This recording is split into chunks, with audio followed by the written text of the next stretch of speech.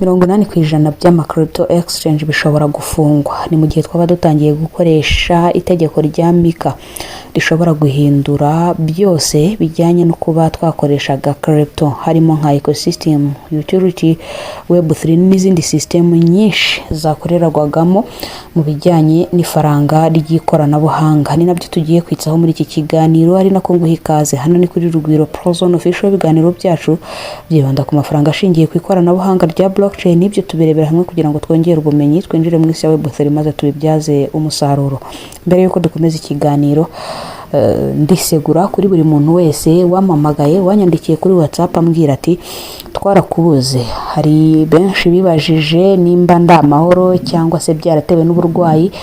Nari imeze neza, ariko hari ibintu byinshi biba bigomba kubanza kugira uruhande rumwe kugira ngo tubone uko dushaka amakuru kuri internet, tuyigeho hanyuma tuyatangaze. Bisaba umwanya rero kugira ngo inkuru itunganywe ibagereho, bisaba kuba wakurikiye neza ibyiriwe bivugwa muri iyo si y'ikoranabuhanga, ariko kandi ukabona n'ubifatanya n'izindi gahunda ufite mu buzima busanzwe biraza kuza kubangama. Ni nayo mpamvu mu cyumweru gitambutse turangije hatabayemo gutangaza amakuru nk'uko bikwiye. Mba mutima zanyu nazibonye, mwakoze cyane kubambajije cyangwa se kubakurikiranye kumenya uko byangendekeye. Mbizeza ko ubu ngubu bishobora guhita bisubira ku murongo nk'uko byahoze. Reka dukomezanye n'iyi nkuru. Ese koko igihe cya crypto cyo gukora nta mategeko ahari kiri kurangira? Benshi bavuze ko 80% by'ama platform ya crypto ashobora kutazabasha gukora, kandi ibi bifite icyo bivuze kuri Pi Project, Binance, OKX, stablecoin n'ejo hazaza ha Web3. Muri iyi video tugiye kubirebera hamwe neza ibijyanye n'amategeko mashya ya Mika muri Europe. Turareba kandi kuri Clarity Act muri Amerika n'impamvu ibi bishobora guhindura crypto burundu. Mbere yuko dutangira n'ibindi bintu byose, reka tubanze dusobanure Mika ubasha gusobanukirwa ikiganiro cyose. Mika ni amagambo y'impine asobanurwa mu rurimi rw'icyongereza bagira bati Markets in Crypto Asset Regulation. Ugenekereje mu Kinyarwanda ni amategeko mashya yashyizweho na European Union agamije kugenzura no gushyira ku murongo uburyo crypto zikora ku mugabane w'Uburayi. Mbere ya Mika, mbere yuko bashyiraho iri tegeko, igihugu kimwe cyagiraga amategeko yacyo agenzura imikorere y'iri faranga koranabuhanga cyangwa se crypto asset, ariko kandi n'ikigo cya crypto cyabaga gikora mu kajagari. Abakoresha amafaranga rimwe na rimwe bagahura n'uburiganya cyangwa se ubwambuzi n'igihombo, ariko Mika yazanye ibintu bikomeye. Mika isaba buri muntu wese ukora cyangwa se n'ikigo bikora bishingiye kuri iri faranga kugira license mbere yo gutanga service, cyangwa se navuga ni icyangombwa kigomba kuva nyine mu nzego zibifitiye ububasha. Kandi Mika irinda amafaranga y'abakiriya kugeza amakuru ku mishinga igiye gutangira, mbese umushinga ukajya hanze ari uko Mika yamaze kwemera kumenya abantu ukoresha muri platforms cyangwa se projet yawe biciye mu gice cya KYC cyangwa se know your customer, kurwanya icyitwa money laundering no kugenzura stable coins. Bisobanuye ko niba exchange idafite uruhushya rwo gukora cyangwa se license, ishobora kubuzwa gukorera muri Europe. Abaturage bahatuye ntago bemerewe gukorana na exchange idafite uruhushya muri rusange. Ikindi gice dushobora gukomerezaho ni kuki bavuze ko 80% by'ama platforms zidashobora gukomeza gukora. Impamvu nuko kubahiriza aya mategeko birahenze cyane. Exchange ikeneye ibi bikurikira kugira ngo ikomeze gukorera i Burayi. Abanyamategeko bagomba kwitabira case iyo ari yo yose yavuka kuri iyo exchange, harimo nk'uburiganya n'ibindi. System zo kugenzura transactions zigomba kuba zikora neza, uburyo bwo kumenya abakiriya cyangwa se KYC, kubika amakuru neza, kandi harimo n'ibijyanye na compliance team. Ama platform mato rero ashobora kubura ubushobozi bwo gukora ibyo ngibyo. Ibyo bituma bamwe bafunga, abandi bakihuza bakaba ikigo kimwe.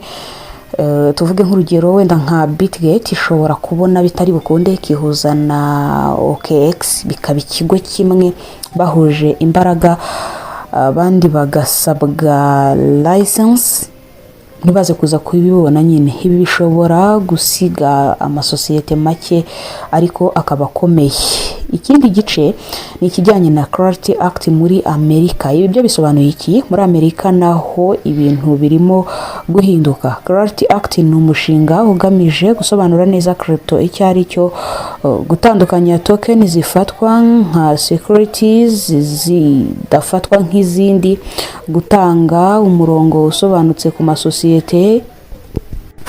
Intego y'iyi Clarity Act harimo kugabanya urujijo rwari rumaze imyaka myinshi hagati y'abaguzi ndetse n'ibigo by'imari nyine bya crypto. Ni ukuvuga ngo uburiganya bwashoboraga kuba ariko ntihagire umuntu ubigenzura. Hanyuma kandi bakomeje kuri stable coins zirimo kwitabwaho cyane. Stable coins ni amafaranga ya crypto agenda asa nk'ifaranga risanzwe adahindagurika. Urugero rwa stable coin harimo nka USDT cyangwa se USDC.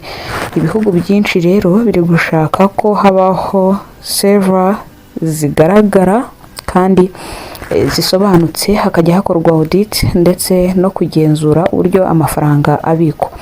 Impamvu nuko stablecoin ziri kuba igice kinini cy'ubukungu bwa digital. Ahangaha bisobanuke neza, ntabwo kuba bagenzura stablecoin ari uko wenda iremereye kurusha Bitcoin, ahubwo Bitcoin iri mu mafaranga ahindagurika cyangwa se atafite agaciro kamwe. Munsi ishobora kurara ku bihumbi 60 by'idolari bukaza gukiri ku bihumbi 45 by'idolari, ariko iyo tubaze USDT, iyo urajeho nyine USDT imwe ubuzi neza ko inganya agaciro n'idolari ry'Amerika. Ibi bivuze iki rero kuri ejo hazaza ha crypto muri rusange? Abantu benshi batekereza ko crypto izahora idafite amategeko ayigenzura, kubera ko mu myaka yatambutse ryari faranga rikoreshwa kenshi n'abatavuga rumwe na leta z'ibihugu na guverinoma, bitewe nuko transaction ya crypto ntabwo igenzurwa nk'uko iyo muri bank igenzurwa. Historique ya crypto iminwa na nyirayo wenyine, nta wundi muntu ubifiteho uburenganzira. Ariko kandi uko amafaranga akomeza kugenda yiganza kuba yakoreshwa cyane ugereranije mu myaka yatambutse, uko mu Rwanda byari bihagaze n'ubu ngubu uko bihagaze, ni ngombwa ko hashyirwaho amategeko nyine abigenzura, hagambiriwe kwirinda uburiganya, kubera ko isi nyine iri kugenda ishiftinga. Tubaze ko n'abatuye isi bagenda biyongera uko imyaka igenda ihita, ni ngombwa ko icyo gice gikoreshwa, kubera ko hariho igice cya blockchain ikora mu buryo yikoresha bworoshye kurusha uko system ya bank mu busanzwe yari isanzwe ikora. Aha kandi aya mategeko arimo kugenda ashyirwaho kugira ngo imishinga izashobora kuyubahiriza izabe ikomeye. Bikadusunikira rero ku bintu bine bishobora guhita bihinduka mu isi ya crypto, birimo nka innovation, guhanga nyine udushya, kuba habaho identity, abakoresha projet bazwi, harimo kandi compliance, kubahiriza amategeko, harimo na regulatory, kwitegura neza amategeko, regulatory readiness.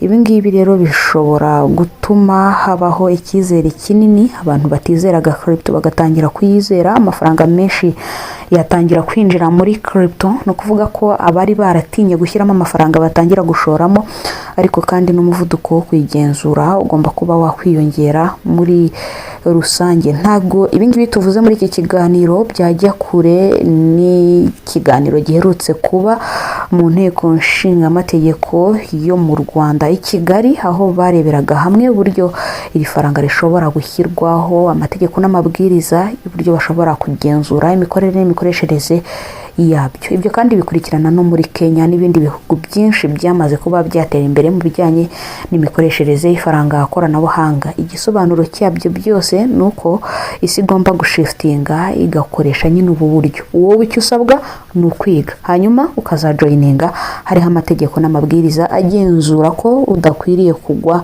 mu gihombo. Ese wowe ubona Mika izatuma crypto iba nziza kurushaho, cyangwa izica innovations uko abantu bari basanzwe bahanga udushya Mika ishobora kubibuza. Kandi se ni iyihe projet ubona izabasha guhangana n'aya mategeko mashya Mika irimo irasaba? Andika igitekerezo cyawe muri comment. Niba ukunda ibiganiro bya crypto, blockchain, utility ndetse na web3 urasabwa gukanda subscribe tukajya tubana muri ibi biganiro bya buri munsi. Ni nako ngushimiye we twabanye, ni nako nsoje iki kiganiro cya none. Wakoze cyane kutwumva, Imana ikurinde.